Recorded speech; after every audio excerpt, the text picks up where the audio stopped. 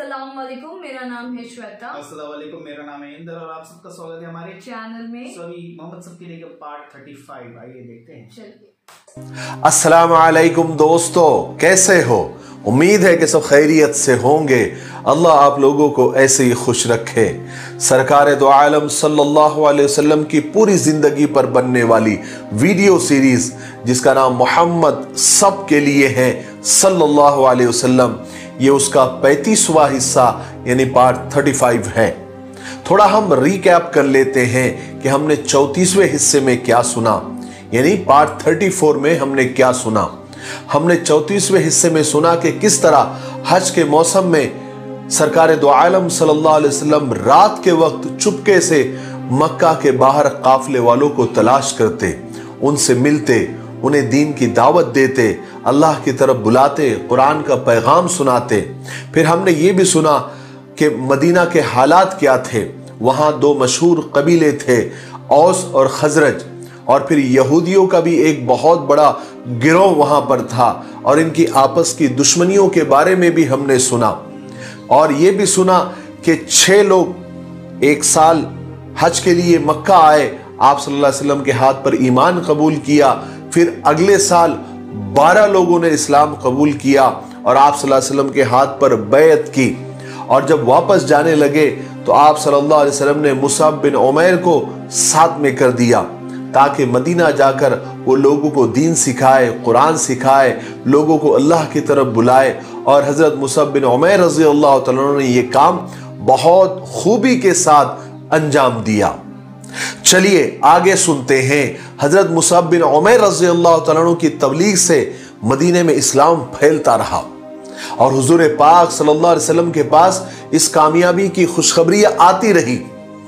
रसूल पाक सल्लल्लाहु अलैहि वसल्लम जो अल्लाह का पैगाम लेकर आए थे वो मक्का वालों ने तो कबूल नहीं किया, लेकिन मदीना वालों ने सर झुकाकर कबूल किया। इसलिए उन्होंने आप सल्लल्लाहु अलैहि वसल्लम की मदद करने और हिफाजत करने का फैसला किया। वो चाहते थे कि किसी तरह हुजूर पाक सल्लल्लाहु अलैहि वसल्लम हमारे साथ रहें और हमको उनके साथ रहने का शर्फ हासिल हो। इसलिए वो आपस में मशवरा करने लगे, आपस में बात करने लगे कि आखिर कब तक रसूल पाक सल्लल्लाहु अलैहि वसल्लम को हम इस तरह छोड़े रखें कि आप मक्का के पहाड़ों में परेशान फिरते रहें और अपने मददगार की तलाश करते रहें। आखिरकार मदीने वालों ने फैसला किया कि वो हज के मौसम में मक्का जाएंगे और रसूल पाक सल्लल्लाहु अलैहि वसल्लम से मदीना आकर बस जाने की दरख्वास्त करेंगे और आपकी हिमायत का, आपकी मदद का और आपकी हिफाजत का वादा करेंगे, अहद करेंगे। इसलिए उसके बाद हजरत मुसअब बिन उमैर रज़ी अल्लाह तआला मक्का वापस चले आए और आप सल्लल्लाहु अलैहि वसल्लम को वहां के सारे हालात बताए और आप सल्लल्लाहु अलैहि वसल्लम ने भी मदीना के हालात मालूम किए। जब हज का मौसम आया तो मदीने के ईमान वालों की एक बड़ी तादाद हज के लिए मक्का आई और ईमान वाले इसी नीयत से आए थे कि वो अपने फैसले के मुताबिक और अपने वादे के मुताबिक आप सल्लल्लाहु अलैहि वसल्लम के हाथ पर बैत करेंगे और आपकी हिफाजत का, आपकी मदद का वादा करेंगे और आप सल्लल्लाहु अलैहि वसल्लम को मदीना आकर बस जाने के लिए तैयार करेंगे। लेकिन मदीना वालों ने अपने इस इरादे का इजहार मक्का वालों पर होने नहीं दिया। फिर काबे में रसूल पाक सल्लल्लाहु अलैहि वसल्लम से उन लोगों की मुलाकात हुई, थोड़ी बातचीत हुई, आपस में राय मशवरा हुआ और राय मशवरे से एक जगह तय की गई कि रसूल पाक सल्लल्लाहु अलैहि वसल्लम और सब मदीना वाले वहां पर एक जगह जमा होंगे। और फिर जब रात फैल गई, यानी गहरी रात हो गई, तकरीबन रात का 1/3 हिस्सा गुजर गया, कुरैश और मक्का वाले आराम की नींद सो चुके, तमाम हाजी अपने काफले और डेरों में ख्वाब देख रहे थे। उस वक्त मदीना के हाजियों में से 73 मर्द और 2 औरतें उस वक्त थी। ये लोग बिल्कुल खामोशी से चुपके चुपके चलते हुए मक्का से कुछ दूर उक़बा के एक मकाम पर आए और पहाड़ की उस घाटी में बैठकर आप सल्लल्लाहु अलैहि वसल्लम की राह यानी रास्ता देखने लगे। थोड़ी देर के बाद रसूल पाक सल्लल्लाहु अलैहि वसल्लम अपने चचा हजरत अब्बास रज़ी अल्लाह तआला के साथ तशरीफ लाए। ये नबूवत का 13वां साल था। हालांकि हजरत अब्बास रजी अल्लाह तआला अन्हु अभी तक अपने बाप दादा के दीन पर ही कायम थे, इस्लाम कबूल नहीं किया था, मगर रसूल पाक सल्लल्लाहु अलैहि वसल्लम को अपने चचा अब्बास पर बेहद भरोसा था, यकीन था, इसलिए उनको अपने खास राजदारों में शरीक किया हुआ था। चुनांचे इस वक्त भी रसूल पाक सल्लल्लाहु अलैहि वसल्लम यही चाहते थे कि चचा अब्बास भी इस मुआहदे और इस एग्रीमेंट के वक्त मौजूद रहे जो मदीना वाले उनके भतीजे के हाथ पर करने वाले थे, ताकि वफादारी का ये अहद, ये एग्रीमेंट और ज्यादा मजबूत और पक्का हो जाए। जब रसूल पाक सल्लल्लाहु अलैहि वसल्लम और हजरत अब्बास रजी अल्लाह तआला अन्हु अंसार के पास उस घाटी में पहुंचे, अंसार मैं पहले भी बता चुका हूं, अंसार मदीने के वो ईमान वाले, वो मुसलमान कहलाते हैं जिन्होंने रसूल पाक सल्लल्लाहु अलैहि वसल्लम की मदद का, हिफाजत का वादा किया हुआ था और अहद किया हुआ था। हजरत अब्बास रजी अल्लाह तआला अन्हु कुछ इस तरह गुफ्तगू शुरू की, ऐ खजरज के लोगों, आपको मालूम है कि मोहम्मद हम में से हैं। हमने अभी तक अपनी कौम से उनका बचाव और उनकी हिफाजत की है। ये अब भी अपने शहर में इज्जत वाले भी है और महफूज भी है। अब ये तुम्हारे साथ मिलने को और जाने को तैयार हो गए हैं, और अब जैसा कि तुम्हारा दावा है और तुम्हारा वादा है कि तुम इनका दुश्मनों से बचाव करोगे, चाहे तुम पर कितनी भी मुसीबतें आ जाए, चाहे तुम्हें कितनी भी मशक्कतें झेलनी पड़े, तुम उनकी हिफाजत करोगे। अगर तुम उनकी हिफाजत नहीं कर सकते तो अभी बता दो, वो अभी भी अपने कौम में और अपने शहर में इज्जत वाले भी है और उसके साथ महफूज भी है। इतनी सख्त बात और इतनी सख्त तकरीर करने का हजरत अब्बास रज़ी अल्लाह तआला का मकसद ये था कि मदीना वालों ने जो आप सल्लल्लाहु अलैहि वसल्लम की हिफाजत का इकरार और अहदनामा लेकर आए थे, उसको अच्छी तरह से वो उस पर इत्मीनान कर ले और मुतमईन हो जाए। जब हजरत अब्बास रजी अल्लाह तआला अपनी बात कह चुके तो मदीना वालों ने कहा कि ए अब्बास, तुमने जो कुछ भी कहा हमने सुन लिया, अब आप फरमाएं या रसूल अल्लाह सल्लल्लाहु अलैहि वसल्लम, आप अपने खुदा के नजदीक जो मुनासिब समझे वो रास्ता इख्तियार करें।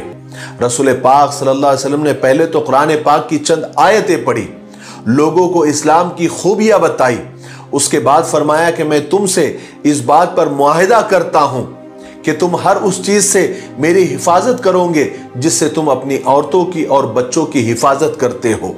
यह सुनकर बरा इब्न मारूर ने रसूल पाक सल्लल्लाहु अलैहि वसल्लम की तरफ हाथ बढ़ाया। ये अपनी कौम में एक बाहैसियत आदमी थे। रसूल पाक सल्लल्लाहु अलैहि वसल्लम ने जो कुछ फरमाया था उस पर उसने बैत की और कहा, कसम है उस जात की जिसने आपको सच्चाई देकर भेजा है, हम हर उस चीज से आपकी हिफाजत करेंगे जिससे हम अपने घर वालों की हिफाजत करते हैं, और खुदा की कसम हम जंग के बेटे हैं और जंगे हमें विरासत में मिली है। इतनी बात बरा ने कही तो उन्हीं लोगों में से यानी मदीना वालों में से ही एक आदमी थे अबुल हैसम, उन्होंने थोड़ा सा एतराज किया।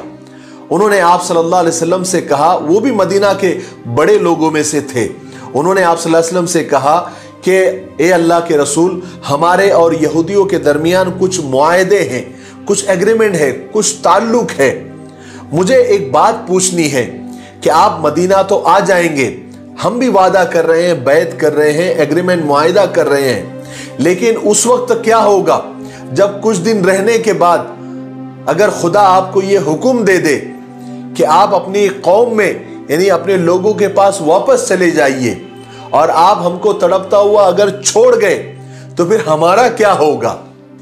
अबुल हैसम की इस बात पर रसूल पाक सल्लल्लाहु अलैहि वसल्लम मुस्कुराए और आप सल्लल्लाहु अलैहि वसल्लम ने फरमाया कि नहीं, मेरा खून तुम्हारा खून है, जब तुम खून बहाओगे तो पहली सफ में खड़ा होकर मैं भी खून बहाऊंगा। मैं तुम में से हूं और तुम मुझ में से हो, जिससे तुम लड़ोगे मैं भी उससे लड़ूंगा और जिसे तुम पनाह दोगे मैं भी पनाह दूंगा। उसके बाद जब लोग मुआहिदा करने लगे, इरादा किया, तो उन्हीं में से एक शख्स अब्बास बिन उबादा खड़े हुए और उन्होंने कहा कि ए औस और खजरज के लोगों, तुम्हें मालूम है तुम रसूलुल्लाह सल्लल्लाहु अलैहि वसल्लम की किस बात पर मुआहिदा कर रहे हो, एग्रीमेंट कर रहे हो। तुम रसूल अल्लाह के लिए बड़ी से बड़ी और छोटी से छोटी हर तरह की जंग का मुआहिदा कर रहे हो। अगर तुम ये सोच रहे हो, अगर तुम्हारा ये ख्याल है कि कल को तुम्हारी जान और माल पर और तुम्हारे बड़े बड़े लोग कत्ल हो गए और तुम रसूल अल्लाह को छोड़कर अलग हो जाओगे, तो अभी कह दो, इसलिए कि खुदा की कसम अगर तुमने ऐसा किया तो दुनिया और आखिरत दोनों में तुम नुकसान उठाओगे। लेकिन अगर तुम्हारा यह इरादा है अपने वादे के मुताबिक कि चाहे माल और दौलत खत्म हो जाए और तुम्हारे बड़े बड़े लोग कत्ल हो जाने के बावजूद भी तुम रसूलुल्लाह का साथ नहीं छोड़ोगे, तो आगे आओ और मुआहिदा करो, क्योंकि खुदा की कसम इसी में, यानी वादे को पूरा करने में और रसूल पाक सल्लल्लाहु अलैहि वसल्लम का साथ देने में दुनिया और आखिरत की भलाई है।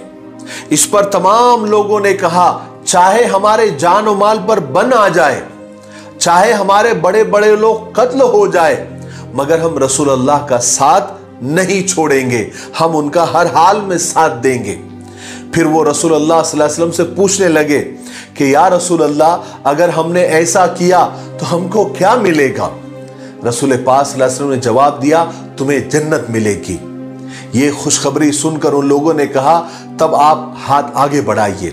चुनांचे रसूल पाक सल्लल्लाहु अलैहि वसल्लम ने हाथ आगे बढ़ाया। उसके बाद एक सब लोगों ने अहद व पैमान किया, मुआहिदा किया, वादा किया। और आपको पता है ये बैत बैत सानिया कहलाती है, यानी दूसरी बैत, जो उसी घाटी में हुई थी जहां पहले बैत हुई थी। इधर मदीने वालों ने बैत की, उसके बाद वो रसूल पाक सल्लल्लाहु अलैहि वसल्लम के शैदाई बन गए। उन्हें ऐसा लगता था जैसे उनके दिल मजबूत हो गए, उनके दिलों में सुकून और इत्मीनान पैदा हो गया। जब वो मदीना वापस पहुंचे तो उन्होंने खुलकर लोगों को इस्लाम की दावत दी और बहुत सारे लोग इस्लाम में दाखिल भी हुए और लोगों ने पत्थर के खुदाओं की नफरत लोगों के दिलों में डाली और एक खुदा, एक अल्लाह की तरफ लोगों को बुलाया। बहुत सारे लोगों ने इस्लाम को कबूल भी किया और बहुत कम लोग ऐसे थे जो इन लोगों से नफरत करते थे, लेकिन इन लोगों की तबलीग की वजह से पूरे मदीना में इस्लाम फैल गया। और फिर रसूलुल्लाह सल्लल्लाहु अलैहि वसल्लम को अल्लाह तबारक व तआला ने मक्का से मदीना हिजरत का हुक्म दे दिया और ये भी हिदायत की कि इकट्ठा होकर, एक साथ होकर मक्का से ना निकले, क्योंकि इससे लोगों में शक पैदा होगा। एक एक दो दो करके वो यहां से निकले ताकि कुरैश को ये अंदाजा ना हो कि ईमान वाले मक्का से मदीना की तरफ हिजरत कर रहे हैं।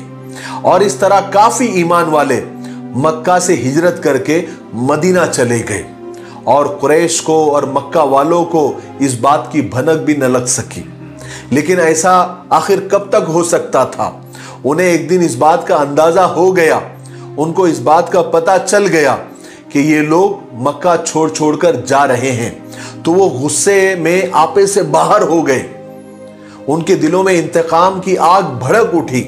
चुनांचे उन्होंने ईमान वालों के खिलाफ कमीन गाहें बनाई ताकि वो लोग शहर से बाहर ना निकल सके, उन्हें रोका जा सके। कमीन गाहें यानी ऐसी जगह जहां पर छुपकर और घात लगाकर बैठा जा सके ताकि पता चले कि कौन कहां जा रहा है और फिर अचानक उस पर हमला कर सके। आजकल की जबान में ऐसे समझ लीजिए कि ड्रोन कैमरे, आजकल ड्रोन कैमरे से यानी घात लगाया जाता है, यानी ऊपर से निगरानी रखी जाती है। तो ये आजकल के ड्रोन कैमरे भी कमीन गाहे ही समझ लीजिए। उसी वक्त हजरत उमर इब्न खत्ताब रज़ी अल्लाह तआला अन्हु को भी हिजरत करनी थी, तो तय यह हुआ कि उनके साथ दो लोग रहेंगे, हजरत अयाश बिन अबी रबिया और हजरत हिशाम बिन आस साथ में जाएंगे और ये तीनों भी छुपकर अलग अलग रवाना होंगे, लेकिन एक जगह पर मिलेंगे। अगर उन तीनों में से एक कभी नहीं आया तो बाकी के दोनों साथी ये समझ लेंगे कि शायद उसका राज खुल गया है और उसको मक्का वालों ने या कुरैश ने पकड़ लिया है, रोक लिया है। फिर जो बाकी के दो लोग हैं वो दोनों साथी अपने प्रोग्राम के मुताबिक आगे बढ़ जाएंगे मदीना की तरफ। चुनांचे मुकर्ररा वक्त पर और पहले से तयशुदा जगह पर हजरत उमर रजी अल्लाह तआला अन्हु और हजरत अय्याश पहुंच गए। मगर हिशाम नहीं आए। तो इन्होंने समझ लिया कि वो कुरैश के हाथों फंस गए हैं, मक्का वालों के हाथों फंस गए हैं। ये दोनों अपने प्लान के मुताबिक यानी अपने प्रोग्राम के मुताबिक मदीना के लिए रवाना हो गए। उधर हिशाम का ये हाल हुआ कि वो मक्का वालों के हाथ पड़ गए। उन्होंने उसे बेहद अजाब और तकलीफें दी और जबरदस्ती उन्हें इस्लाम से फेर दिया। गर्ज के इसी तरह कुरैश और मक्का वाले हर आने जाने वालों के घात में लगे रहते। फिर कोई बदकिस्मती से उनके हाथों पड़ जाता तो उसे सख्त तकलीफें देते, सख्त अजाब देते, यहां तक कि वो लोग शौहर को बीवी से छुड़ा देते और मां को बेटे से जुदा कर देते। कुरैश जब भी किसी ईमान वाले को हिजरत करते हुए पकड़ लेते, उनका तो दिल करता कि उसे फौरन कत्ल कर दे। लेकिन अगर वो उन्हें मालूम हो जाता कि मक्का में उनके काफी रिश्तेदार हैं, तो हरगिज उन्हें कत्ल नहीं करते, क्योंकि उन्हें यह डर रहता था कि अगर रिश्तेदार भड़क उठे तो भी छुड़ाना मुश्किल हो जाएगा। इसी तरह अपने अंदर ही खाना जंगी शुरू हो जाएगी, आपस की ही लड़ाई शुरू हो जाएगी। लेकिन अब मक्का वालों की सबसे बड़ी फिक्र यह थी कि वो हुजूर के बारे में सोचने लगे थे और एक दूसरे से पूछने लगे थे, क्या मोहम्मद भी मदीना हिजरत करने का इरादा कर रहे हैं, जैसा कि उन्होंने उनके साथियों को इजाजत दे दी है, या हबशा जैसा कुछ होने जा रहा है जैसे पहले हो चुका है कि मोहम्मद तो यहां रहेंगे और उसके साथी मदीना चले जाएंगे। मक्का वालों के जबान पर यही सवालात थे, वो यही कश्मकश में थे, लेकिन जवाब किसी के पास नहीं था। चुनांचे कुरैश और मक्का वाले अब ये सोच रहे थे कि कुछ अच्छा प्लान करना चाहिए। जिस तरह ईमान वाले पहले हबशा के वक्त निकल गए थे, कम से कम अब की बार ऐसा ना हो जाए कि ये हमसे बचकर मदीना निकल जाए। बहुत सारे लोग ये सोच रहे होंगे कि जब ईमान वाले मक्का वालों के लिए और कुरैश वालों के लिए एक मुसीबत थे, वो उससे परेशान थे, तो ये तो अच्छी बात थी ना कि ये लोग निकलकर मदीना जा रहे हैं या हबशा जा रहे हैं, तो कुरैश और मक्का वालों के लिए तो अच्छी बात है कि उनकी मुसीबत जा रही थी, तो वो उन्हें जाने देते। क्यों मक्का वाले और कुरैश ईमान वालों को जाने नहीं देना चाहते थे? असल में कुरैश वालों को ये डर था कि ये लोग ईमान कबूल कर करके यहां से अगर जाने लगे और उनकी तादाद एक दिन बढ़ जाएंगी और एक दिन ऐसा आएगा कि यहां से जाने वाले मुहाजिर और उनकी मदद करने वाले अंसार दोनों मिलकर एक अच्छा खासा लश्कर बना लेंगे और हमारे खिलाफ जंग का ऐलान कर देंगे और हमारा नामो निशान भी मिटा देंगे। ये डर था कुरैश को और मक्का वालों को, इसलिए वो लोग ईमान वालों को कहीं जाने नहीं देते थे, अपनी नजर के सामने रखना चाहते थे ताकि उनकी नजर के सामने रहे कि इनके लोग कितने बढ़ रहे हैं और कितने घट रहे हैं, ताकि उन्हें तरह तरह की तकलीफें वो देते रहे, उनका बायकाट करते रहे। ये कुरैश का मकसद था, ये उनकी सोच थी। इसलिए कुरैश और मक्का वाले ईमान वालों के घात में लगे रहते थे ताकि उनको मक्का से निकलने से रोकने की वो हर मुमकिन कोशिश करते। मगर ईमान वाले भी तो मक्का वाले ही थे, उन्हें बराबर रास्ते मालूम थे, किसी ना किसी तरह वो मक्का से रवाना हो ही जाते।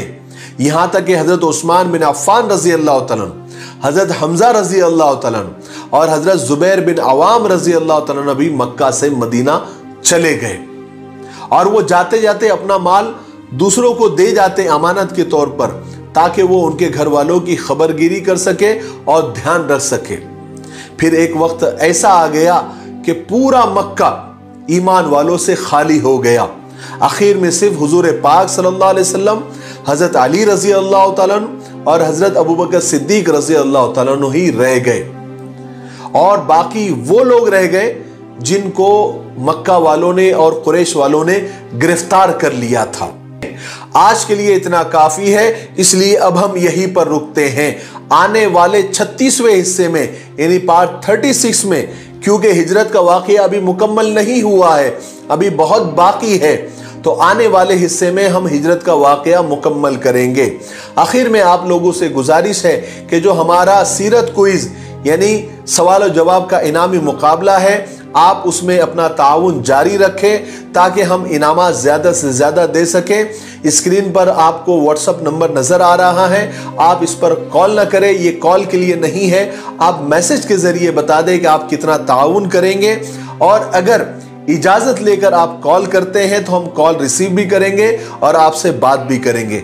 मुझे उम्मीद है कि आप इस क्विज को शानदार और जानदार बनाने के लिए हर मुमकिन मदद करेंगे।